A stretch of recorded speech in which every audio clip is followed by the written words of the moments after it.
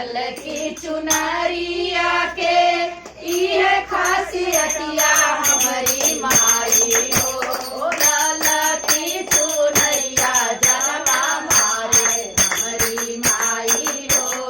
ललकी चुनरिया मारे हमारी माई हो। ललकी चुनरिया जनमा मारे हमारी माई हो। गौरा जी के रूपवा धई के गौरा जी के मोहलू हमारी माई हो। गौरा जी के रूपवा धई के शंकर जी के मोहलू हमारी माई हो। भस्मासुर के दियलू मरवाए हमारी माई हो। भस्मासुर के दियलू मरवाए हमारी माई हो।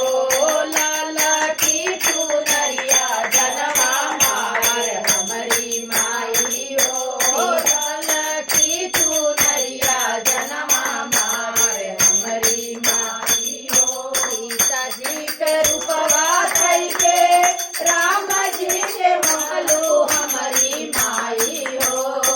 सीता जी के रूपवा धई के राम जी के महलू हमारी माई हो।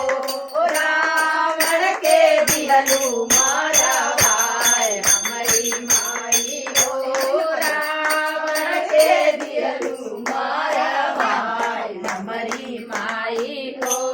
ललकी चुनरिया जनमा मार हमारी माई। ललकी चुनरिया के इहे खासियतिया हमारी माई हो।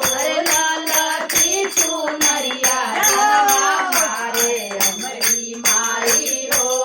ललकी चुनरिया जनमा मारे हमारी माई हो।